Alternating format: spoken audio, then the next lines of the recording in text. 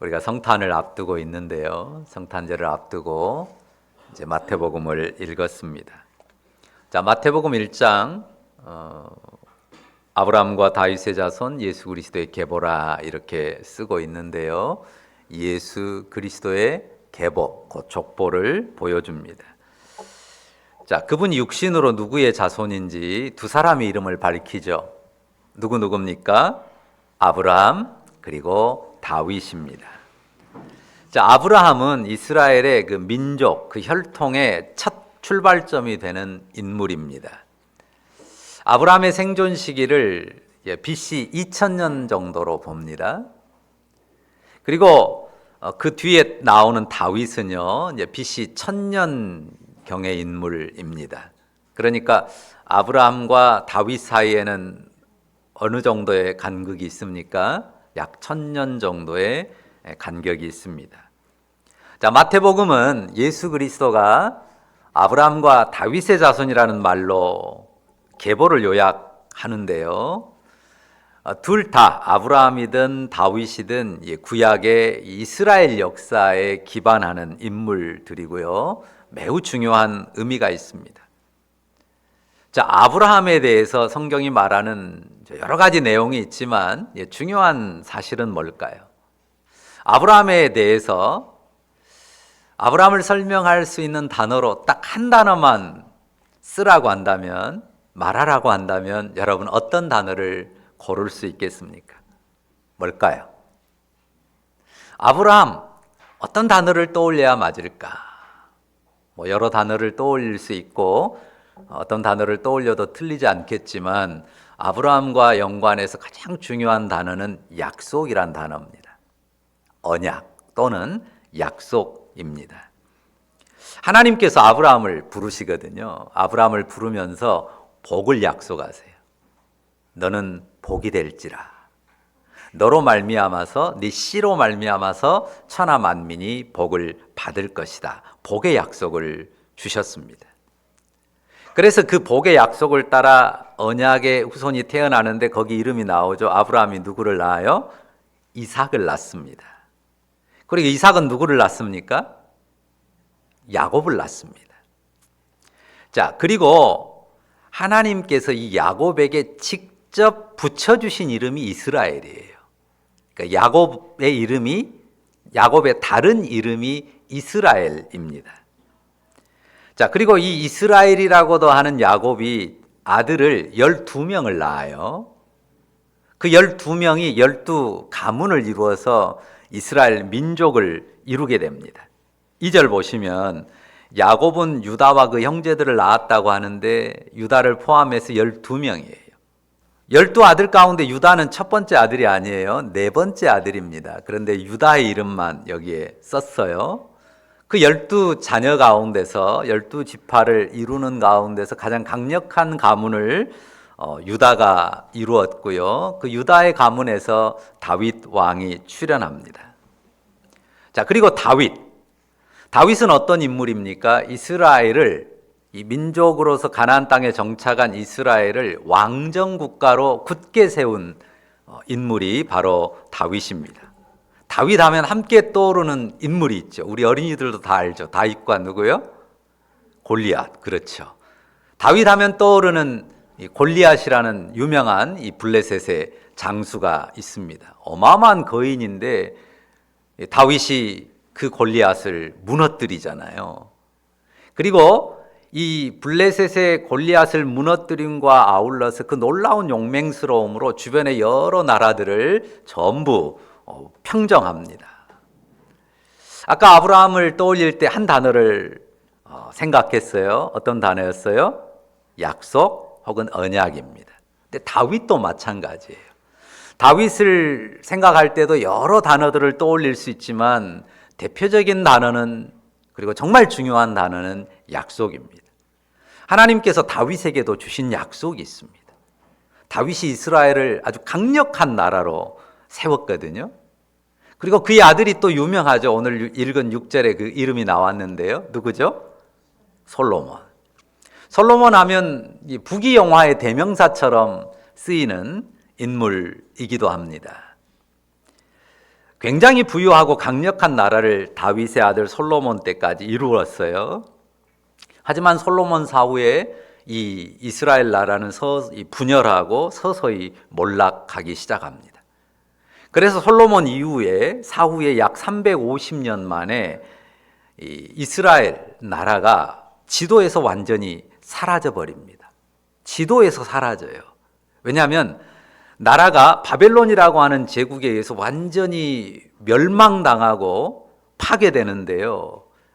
백성들을 모두 그냥 이 바벨론 전역으로 포로로 끌어가 버렸거든요. 그래서 백성들은 자기 땅이 아닌 바벨론 땅에 끌려가서 노예적인 삶을 살게 됩니다. 우리가 아까 읽진 않았지만 11절 한번 보시겠어요? 11절 보시면 바벨론으로 사로잡혀 갈 때라는 표현이 나오잖아요. 그러니까 이스라엘 자손들이 완전히 멸망하고 바벨론으로 전부 포로 잡혀가는 그런 일이 발생한 것입니다. 아까 다윗에게 하나님이 주신 약속이 있다고 했잖아요. 그 약속을요, 이스라엘 자손들이 붙드는데요, 어떤 상황에서 붙드냐면요, 멸망하고 바벨론으로 완전히 포로 잡혀가서 노예적인 하층민의 삶을 살면서 이스라엘 자손들이 다윗의 언약을 붙들어요. 이것입니다. 뭐냐면요, 하나님이 다윗에게 나단 선지자를 통해서 말씀하시거든요. 다윗의 왕이 너의 왕위를 영원히 견고케 할 것이다 라고 하나님이 약속하십니다. 이런 말씀이 있어요. 만약에 네 자녀가 후손이 죄를 범하면 사람의 매와 인생 채찍으로 내가 징계는 할 것이다. 그러나 네 집과 네 나라는 내 앞에서 영원히 보존되고 네 왕위가 영원히 견고케 되리라 하고 약속의 말씀을 선지자를 통해서 계시로 주셨단 말이에요. 근데 이스라엘 자손이 어떻게 됐어요? 다윗의 왕위가 어떻게 됐어요? 이어지지 못하고 끊어져 버렸고 멸망해 버렸고 전부 포로 잡혀 왔단 말이죠. 그러면 하나님이 다윗에게 주신 약속은 완전히 소멸돼 버린 것과도 같잖아요. 그런데 이스라엘 자손들이 그 약속을 간절히 붙들어요. 자기들이 필요하니까 그냥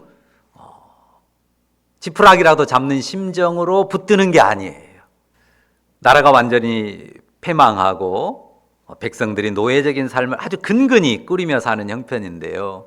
그 고난의 현실 속에서 이스라엘 자손이 다윗 언약을 붙들고 바라봅니다. 그도 그럴 것이요. 이 이스라엘 자손들이요, 자기들이 절대 멸망 안 할 것이라고 믿었어요. 그런데요, 에레미야 선지자가 또 다른 선지자들도 마찬가지인데 하나님 말씀하셨다. 너희가 완전히 멸망하고 바벨론으로 포로 잡혀갈 거야. 이렇게 메시지를 전했단 말이에요. 근데 안 믿었어요. 뭔 우리가 포로 잡혀가냐, 멸망하냐.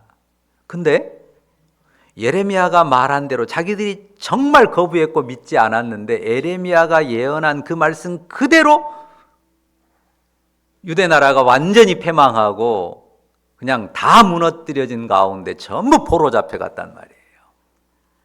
그러니까 예레미야 말을 전혀 안 들었거든요, 하나님 말씀을. 근데 예레미야가 선포한 하나님의 약속의 말씀대로 자기들 앞에 처참한 패망의 현실이 임했잖아요. 그러니까 예레미야가 했던 말을 그때 기억하기 시작합니다. 맞아, 예레미야가 너희가 안 믿으려고 거부하지만 하나님이 바벨론의 손에 의해 멸망할 거라고 말씀하셨어. 하여튼 그 말씀만 기억한 게 아니고요. 그 말씀과 함께 예레미야가 또 한 말이 있거든요. 분명히 멸망할 거야. 근데 70년이 지나면 하나님이 너희를 다시 이 땅으로 돌이키실 거야. 뭐 멸망하지도 않을 건데 그 말이 무슨 귀에 들렸겠어요. 근데 멸망하고 나니까 에레미야가 그렇게 말했었는데 진짜 그 말대로 됐으니까 이 말대로 되겠네. 소망을 붙든 거예요. 그리고 왜 에레미야가 그런 말씀을 하셨고 하나님 왜 그런 말씀을 주셨을까? 가만히 살펴보니까 다윗에게 하나님이 주셨던 약속이 있지. 다윗의 왕위가 영원할 거라고, 무너지지 않을 거라고, 사람 매와 인생 채찍으로 징벌을 하더라도 다윗의 왕위는 영원히 세워질 거라고 하신 약속이 있지. 그래서 그 약속을 붙들었어요. 그러니까 열심히 이 유대 사람들, 이스라엘 사람들이요, 포로 잡혀가 가지고 이 정말 낮은 노예적인 삶을 살면서 그들이 안식일마다 회당에 모여서 율법을 읽고 선지자의 글을 읽으면서 주님이 회복하실 것을 소망하고, 그리고 다윗의 나라가 영원히 이어질 그 다윗의 후손에 대한 기대를 키우기 시작했어요. 근데 정말 놀랍게요, 정말 놀랍게 처음에는 정말 그럴까, 우리가 흔히 긴가민가 한다 그러잖아요. 그렇게 생각을 했는데 정말 놀라운 것은 예레미야 선지자가 말한 그대로 정확하게 70년쯤 돼서 하나님이 아주 기가 막힌 방법으로 이 이스라엘 자손들을 가나안 그 고토로, 본토로 되돌리신 거예요. 그런 기가 막힌 일이 일어나요. 그들이 막 독립운동을 하고 독립군을 만들어가지고 막 싸워서 쟁취한 게 아니에요. 어느 날 갑자기 바벨론 나라가 무너지고 그 나라를 정복한 고레스라고 하는 황제가 돌아가라고 한 거예요. 와, 하나님께서 예레미야를 통해 주신 약속이 놀랍게 이루어진 거예요. 그러니까 그 백성들이 몇 차에 걸쳐서 예루살렘에 돌아와 가지고요, 가장 먼저 성전부터 짓습니다. 그래서 믿음을 되찾으려고 하고 율법을 따라서 그 백성 공동체를 이루려고 하고, 그런 가운데 이어져 왔거든요. 그러니까 하나님이 약속을 이루시는 것을, 정말 멸망 가운데서 자기들을 회복하는 그 놀라운 정말 기적적인 약속을 이루는 것을 보거든요.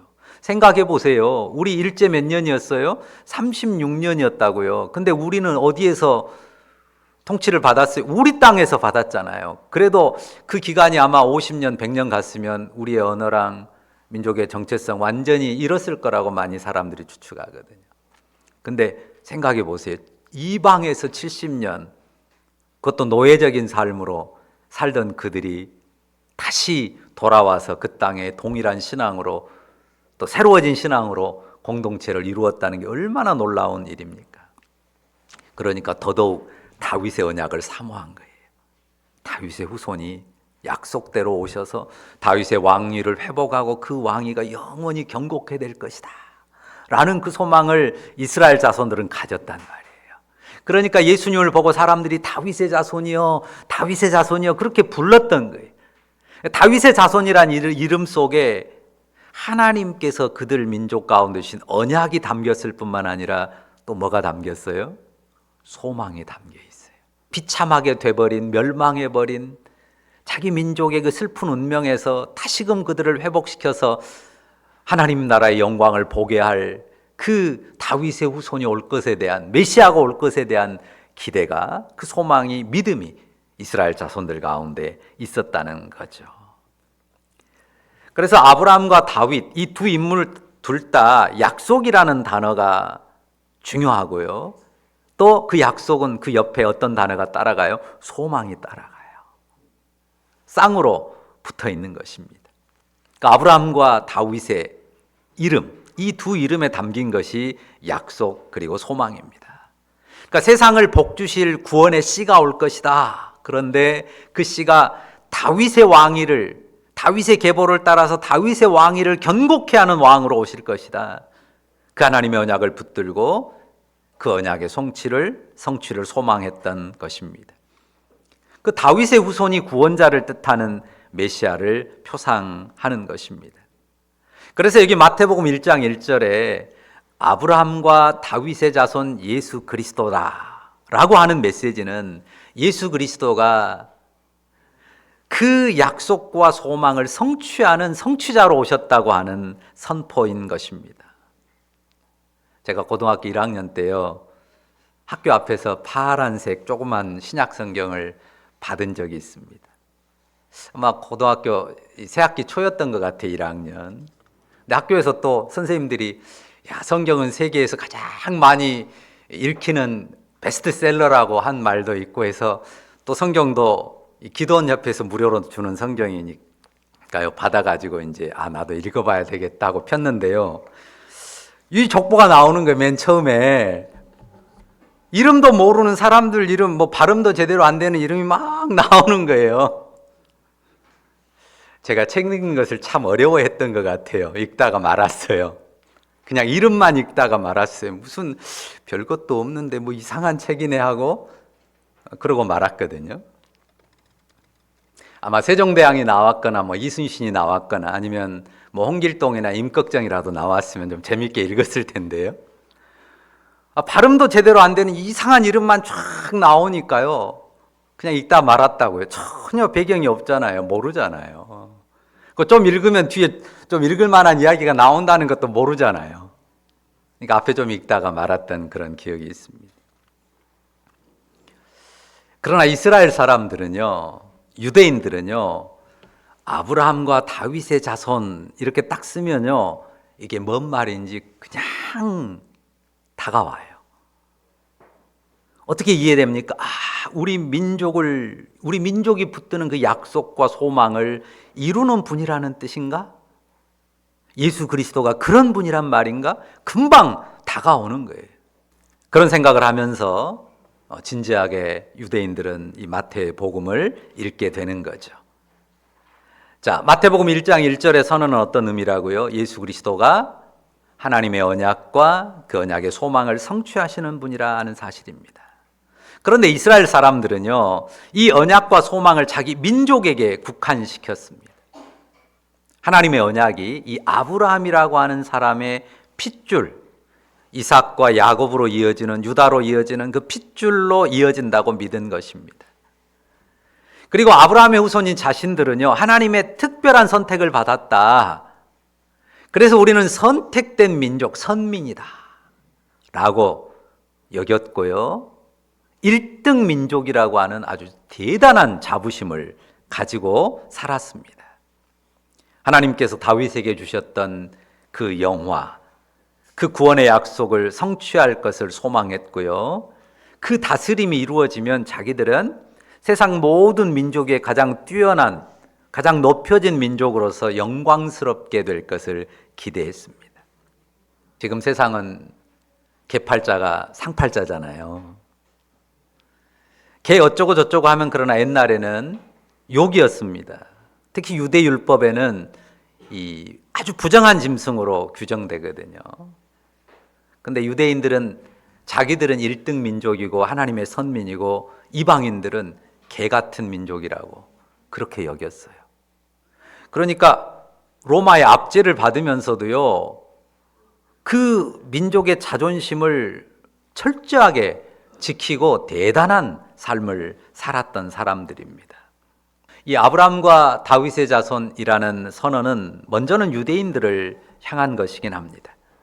그러나 이스라엘 자손들이 기대하는 그 민족적인 소망에 제한되지 않아요. 그들은 다윗의 후손이 와서 다윗처럼 이 왕위를 회복하고 로마를 무너뜨리고 세계를 제패하고 그리고 자기들이 세계 1등 민족으로 세계를 지배할 것이라고 기대를 했단 말이에요.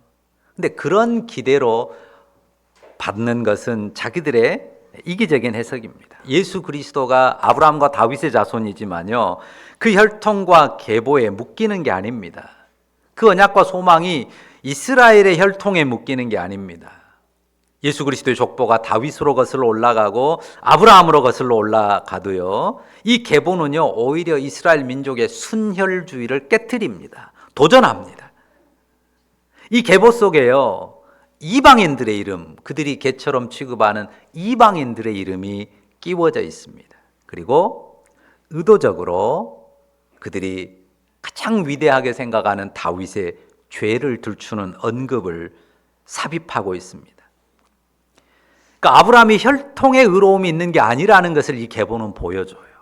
우리가 잘 읽으면 이 계보 안에서 예수 그리스도가 아브라함과 다윗의 후손으로 육신을 따라 오시지만 그 혈통의 의로움 때문이 아니라는 것을 분명하게 보여줍니다. 아브라함과 다윗의 약속, 그 소망을 따라오시는 메시아 예수 그리스도이십니다. 그러나 이 계보가 보여주려는 초점은 그게 아니에요. 오히려 예수 그리스도께서 죄악된 인간 생애, 적나라한 역사 속에 오셨다는 사실을 보여줍니다. 먼저 한 부분 3절만 보겠습니다. 자, 3절 보시면 뭐라고 씁니까? 자, 야곱 곧 이스라엘의 12아들 가운데 네 번째 아들이 유다라고 했잖아요. 근데 유다는 잘 보세요. 다말에게서 베레스와 세라를 낳고라고 합니다. 우리가 보면 아무런 감이 안 오는 기록이에요. 여러분, 한번 제가 이순신은 어렸을 때 자기 아버지를 아버지라고 부르지도 못했다, 이렇게 말을 하면 처음엔 아무 생각 없이 듣다가 이순신이? 아닌데 홍길동 이야기인데? 딱 알잖아요.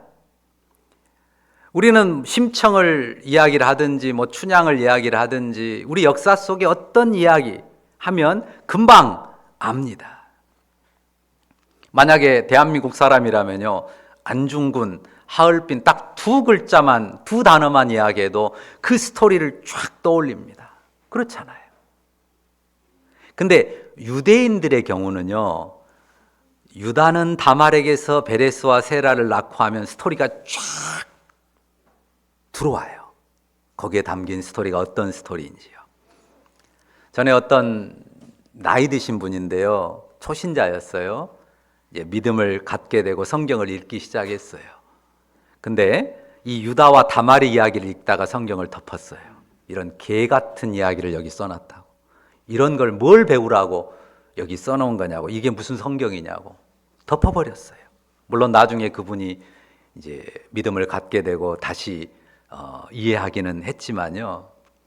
우리 유교적 전통관념으로는 너무 더러운 이야기입니다. 다말은 이방 여인일 뿐만 아니라요, 유다의 며느리예요. 생각해 보세요. 시아버지가 며느리한테 자식을 낳아요. 그것도 며느리가 시아버지를 유혹한단 말이죠. 끌어들여가지고 그 시아버지의 씨를 받아가지고 애를 낳아요. 무슨 이런 개 같은 이야기가 있냐고 펄쩍 날뛸만 하잖아요. 유교적인 관점으로 보면 뭔 이런 입에도 못 올릴 이야기를 성경에 이렇게 써놨냐고 난리를 쳤던 그런 이야기를 들었었습니다. 그리고 일반적으로 족보에 여자 이름 안 넣습니다. 우리나라뿐만 아니라 이 유대 사회도 안 넣어요. 예를 들어 여자 이름 넣으려면 아브라함의 부인이 사라잖아요. 사라 이름 안 쓰잖아요. 이삭의 부인 리브가잖아요. 리브가 이름도 안 써요. 야곱의 부인 이름도 안 씁니다. 근데 갑자기 여기 유다에 대해서는 며느리, 자기 씨를, 유다의 씨를 받아서 애 낳은 며느리 이름을 딱 쓴단 말이에요. 의도적이죠. 의도적입니다. 어찌 보면 너무 상스러운 스토리를 안고 있는 여인의 이름을 일부러 쓴 거예요. 그 이야기를 일부러 노출시키려고 한 것입니다. 그러니까 이스라엘의 순수 혈통을 따라서 멋지고 아름다운 그 삶의 이야기를 배경으로 그리스도가 오시는 게 아니에요. 이 세상에 예수 그리스도 구원자가 오시는데 이 아브라함의 순수 혈통, 깨끗한 혈통, 또 그들의 정말 아름답고 멋진 이야기들, 그 스토리 배경 속에서 그리스도가 오신 게 아니란 말이에요. 좀 전에 표현한 것처럼 그리스도께서는 죄악된 인간 생의 치부들 가운데 오셨습니다. 사람들의 그 적나라한 삶을 통해 오신 것입니다. 아브라함의 씨가 의로워서가 아니에요. 그 혈통의 순전함 때문도 아닙니다.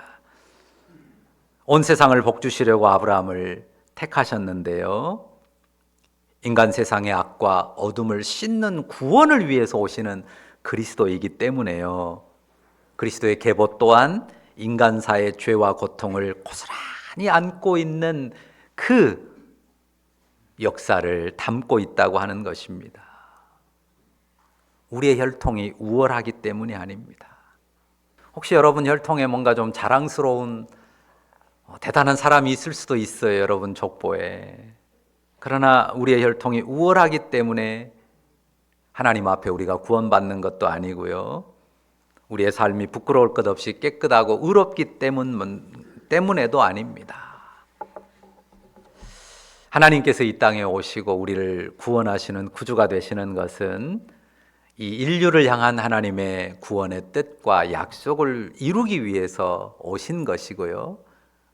그 아들이 그렇게 이 세상에 오셨기 때문에 그것은 하나님의 은혜와 사랑의 일이라고 하는 것입니다.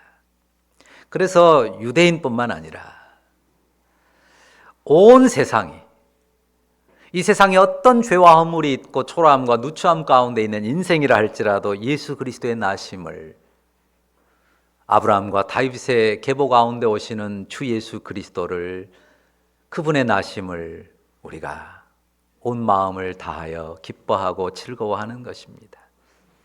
이 성탄의 절기에 그 은혜를 더욱 깊이 깨닫고 새기는 그 은혜가 여러분 가운데 충만하기를 바랍니다. 기도하십시다. 거룩하신 하나님, 은혜를 감사합니다.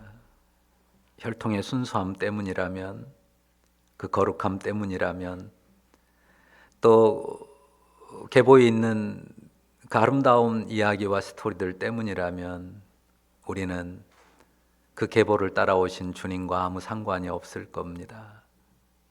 그러나 이렇게 아브라함과 다윗의 자손으로 오셨어도 인간의 죄와 허물을 그대로 이어받은 그 이스라엘의 역사 속에 그 언약을 따라오신 주님이기에 이스라엘 민족에 국한하지 않고 본디 약속했던 모든 민족을 복주시려는 그 아브라함의 약속을 이루시는 구원자로 다윗의 후손으로 오신 왕이 되었음을 인하여 감사합니다. 그 주님이 내 왕이며 우리 모두의 왕이며 온 세상의 왕임을 기뻐하며 그분을 노래하며 그분 앞에 즐거워하는 성탄절이 되게 하여 주옵소서. 예수님의 이름으로 기도합니다. 아멘.